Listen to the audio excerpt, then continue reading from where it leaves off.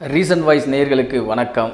நான் சினி முருகன். மீண்டும் உங்களை சந்திப்பதில் மற்றற்ற மகிழ்ச்சி. இப்போ இந்த வீடியோவில் என்ன நம்ம பார்க்க போகிறோம்னா, லால் சலாம் திரைப்படம் வசூல் ரீதியாக என்ன வந்திருக்கு, அதாவது தமிழ்நாடை பொறுத்த வரைக்கும் இந்த படத்துடைய 3 நாட்கள் வசூல் என்ன. பிப்ரவரி 9ஆம் தேதி வெளியாகியது. பிப்ரவரி 9, 10, 11, இன்று பிப்ரவரி 12. ஸோ இந்த 3 நாட்களில் என்ன இந்த திரைப்படம் வசூல் செஞ்சிருக்கு அப்படின்றது தான் இந்த வீடியோவில் நம்ம பார்க்க போகிறோம். இந்த படத்துடைய பட்ஜெட்டுக்கு இவங்களுக்கு இந்த படம் ஒரு லாபகரமான படமாக அமையுமா?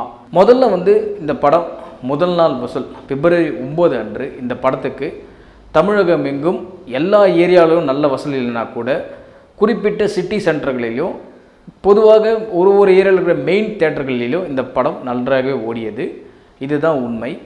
அதே மாதிரி தமிழகத்தை பொறுத்தவரை முதல் நாள் வசூல் 6.9 கோடி ரூபாய். இது தமிழகத்தில் மட்டும். இரண்டாம் நாள் வசூல், அதாவது பிப்ரவரி 10ஆம் தேதி சனிக்கிழமை அன்று இந்த திரைப்படத்துடைய வசூல் 7.3 கோடி ரூபாய். பிப்ரவரி 11ஆம் தேதி, அதாவது சண்டே, நேற்று விடுமுறை தினம் என்பதனால இந்த திரைப்படம் கிட்டத்தட்ட 9 கோடி ரூபாய் வரை வசூல் செய்துள்ளது. மொத்தத்தில் இந்த திரைப்படம் தமிழகத்தில் மட்டும் எவ்வளோ வசூல் செய்திருக்கு அப்படின்னு நம்ம பார்த்தோம்னா 22 கோடி ரூபாய் வரை இந்த திரைப்படம் தமிழகத்தில் மட்டும் வசூல் செய்துள்ளது. ஓவராலாக இந்த திரைப்படம், அதாவது உலகம் முழுக்க இந்த திரைப்படம் இந்த 3 நாட்களில் கிட்டத்தட்ட 30 கோடி ரூபாய் வரை வசூல் செய்துள்ளது. இந்த தகவல் எல்லாமே தமிழகத்தில் இருக்கிற முன்னணி விநியோகஸ்தர்கிட்ட இருந்து கலெக்ட் பண்ண டீட்டெயில்ஸ் தான் இது. இன்று விடுமுறை நாட்கள் முடிந்து ஒர்க்கிங் டே என்பதனால இன்று எப்போவுமே நார்மலாக படங்களுக்கு ஒரு கிராஜுவலான ஆடியன்ஸ் தான் இருக்கும். மேட்னி ஷோவும் நூன் ஷோவும். பட் ஈவினிங் ஷோ கொஞ்சம் நல்லா இருக்கும். அது மட்டும் இல்லாமல் இந்த திரைப்படத்தின் மீது பலவிதமான விமர்சனங்களும் எழுது, பலவிதமான பாசிட்டிவ் விமர்சனங்களும் வருது, பலவிதமான நெகட்டிவ் விமர்சனங்களும் வருது. சரி, அதெல்லாம் ஒரு பக்கம் இருக்கட்டுங்க. பொதுவாக இந்த திரைப்படம் எப்படி இருக்குது, ரசிகர்கள் மத்தியில் எப்படி இருக்குது அப்படின்னு நம்ம பொதுவான ஒரு கருத்து கேட்டுன்னு வச்சுக்கலாம். அவங்க சொல்கிறது என்னென்னா, பெருசாக ஒன்றும் இல்லை, பட் குறையும் இல்லை படத்தில் அப்படின்ற மாதிரி தான் இங்கே சொல்லுவாங்க. இதே திரு ரஜினிகாந்த் அவர்கள் படங்கள் முன்னாடி படம் எடுத்த நம்ம ஜெயிலர் பார்த்திங்கன்னா பெரிய எக்ஸ்பெக்டேஷனோட போய் உட்காந்தாங்க. அந்த எக்ஸ்பெக்டேஷனும் ஓரளவுக்கு பூர்த்தி செஞ்சுதுன்னு அப்படின்னு சொல்லலாம். பட் இந்த படத்தின் மீதான எதிர்பார்ப்பு யாருக்குமே பெரிய அளவில் ஐயோ இது ரஜினி படம் அப்படி படம் அந்த மாதிரி எதிர்பார்ப்பில் பெருசு அளவில் இல்லை. ஏன் காரணம்னா இது ரஜினி ஒரு ஸ்பெஷல் அப்பீரியன்ஸாக இந்த படத்தில் பண்ணியிருக்காரு அப்படின்ற மாதிரி சொல்லியிருந்தாங்க. ஸோ அதனால் இந்த படத்தின் மீதான எதிர்பார்ப்பு ஒன்லி ஃபார் ரஜினிகாந்த் மட்டுமே தவிர மற்றபடி இந்த படத்துக்கு இசை யார், இந்த படத்துக்கு டைரக்டர் யார், இந்த படத்தோடைய ப்ரொடக்ஷன் காஸ்டர், இந்த படத்தில் ஹீரோயின் யார், இப்படிலாம் யாருமே பெருசாக எதிர்பார்க்கல. ரஜினி நடிச்சுக்கிறாருப்பா, இது ஒரு ரஜினிகாந்த் படம் அப்படின்ற எய்ம் பண்ணி தான் ஆடியன்ஸை தேட்டருக்குள்ளே போனாங்க. போன ஆடியன்ஸ் எல்லாமே ஓரளவுக்கு திருப்தியோட திரும்பி வந்தாங்க. அதாவது பெரிய குறைகள் சொல்ல முடியலனாலும் ஆகா ஓகோன்னு சொல்ல முடியலனாலும் படம் பார்ப்பவர்களுக்கு ஒரு சந்தோஷத்தை கொடுத்தது அப்படின்ற மாதிரி தான் பொதுவான கருத்துக்களாக நிலவுது. ரஜினி மீதான பல விமர்சனங்கள் ஆரம்ப காலகட்டத்தில் நம்ம பார்த்துக்கிட்டே இருக்கோம். அதாவது இவர் ஒரு சங்கி, இவர் ஒரு இந்துக்களுக்கு மட்டும்தான் ஆதரவாக இருப்பார் அப்படின்ற மாதிரி பல விதமான இதுகளாக பேசிகிட்டு இருக்காங்க. ஆனால் இந்த மாதிரி ஒரு வேடங்கள் ரஜினிகாந்த் அவர்கள் பண்ணது ஒரு பெரிய விஷயமாக தான் நம்ம எடுத்துக்க முடியும். ஏன்னா தமிழ் சினிமாவில் இருக்கிற ஒரு முன்னணி நட்சத்திரங்கள் யாருமே ஒரு முழுநீள கதைகள் இந்த மாதிரி ஒரு இஸ்லாமிய கேரக்டர் எடுத்து பண்ணதா சரித்திரம் இல்லை. ஆரம்ப காலகட்டத்தில் சிவாஜி கணேசன் அவர்கள் பண்ணியிருக்காரு.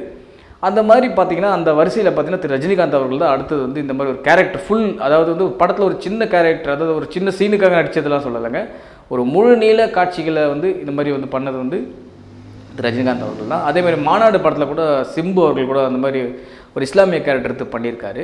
அதே மாதிரி இந்த படம் தயாரிப்பு நிறுவனத்துக்கு ஒரு லாபகரமாக அமையுமா அப்படின்னு கேட்டிங்கன்னா, ஏன்னா படம் வெளியாகி கிட்டத்தட்ட 3 நாட்கள் தான் ஆகிறது. இன்று 4ஆவது நாள். இதுக்குள்ளவே இந்த திரைப்படம் அந்த தயாரிப்பு நிறுவனத்துக்கு லாபமா, விநியோகஸ்தருக்கு லாபமா, திரையரங்கு உரிமையாளருக்கு லாபமா அப்படின்றத கணக்கீடு பண்ணுறதை விட்டுட்டு இந்த படத்தோடைய லைஃப் டைம் ரன் எவ்வளோ, இந்த டைமோட லைஃப் டைம் கிராஸ் எவ்வளோ, அதுலேருந்து தேட்டருக்காரங்களுக்கு எவ்வளோ கிடச்சிது, டிஸ்ட்ரிபியூட்டருக்கு எவ்வளோ கிடச்சிது, தயாரிப்பாளருக்கு எவ்வளோ கிடச்சிதுன்றதை எப்போவுமே ஒரு திரைப்படம் ஒட்டுமொத்தமாக ஓடி முடியும் போது தான் அதனுடைய கணக்கு வழக்குகளை பார்த்து தெரிஞ்சுப்பாங்க. படம் வெளியானோடனே 3ஆவது நாளே படம் ப்ராஃபிட் ஆகிடுச்சு இதாகிடுச்சின்னு சொல்கிறது எல்லாமே ஒரு விளம்பரத்துக்காக வேணால் பண்ணுவாங்களே தவிர, பட் படம் வெளியாகி ஒரு லைஃப் டைம் ரன் ஓடி முடிஞ்ச பிறகு தான் கணக்கு வழக்கை பார்த்த பிறகு தான் தெரியும் அந்த திரைப்படம் லாபமாக நஷ்டமாக என்று. இந்த படம் வெளியிட்டவங்களுக்கும் வெளியிட்ட விநியோகஸ்தர்களுக்கும் திரையரங்க உரிமையாளருக்கும் லாபகரமாக அமைதோ இல்லையோ, ஆனால் நஷ்டகரமாக அமையாதுன்றது தான் என்னுடைய தனிப்பட்ட கருத்து. மொத்தத்தில் லால் சலாம் படம் இந்த 3 நாட்கள் நன்றாகவே இருந்தது. வார நாட்களில் எப்படி போகுது அப்படி பொறுத்து தான் இந்த படம் மிகப்பெரிய லாபம் அடையுமா இல்லை சராசரியான ஒரு லாபத்தை கொடுக்குமா, இல்லை சராசரியான படமாக அமையுமா என்பதை தீர்மானிக்க முடியும். இந்த ஓப்பனிங் எல்லாமே, அதாவது இந்த தமிழ்நாட்டிலையும் சரி, இந்த உலக அளவிலையும் சரி, இந்த வசூல் வந்ததுக்கு கூட காரணம் என்னென்னா திரு ரஜினிகாந்த் அவர்களுடைய ஒரே ஒரு விஷயம்தான். விஷ்ணு விஷால் அவர்கள் கூட இந்த படத்தோடைய இசை வெளியீட்டு சொன்னார், தலைவர் இருக்கார், நம்ம போய் நிம்மதியாக தூங்கிடலாம், எப்படியா இருந்தாலும் கூட்டம் வந்துடும் தேட்டருக்கு அப்படின்ற மாதிரி அவரே சொன்னார்ல. உண்மையிலே திரு ரஜினிகாந்த் அவர்களுக்காக இந்த கூட்டம் வந்தது அப்படின்னே சொல்லலாம். மொத்தத்தில் இந்த திரைப்படம் ஒரு லாபகரமான படமாக அமையும் என்பது தான் என்னுடைய தனிப்பட்ட கருத்து. மீண்டும் சந்திப்போம். நன்றி, வணக்கம்.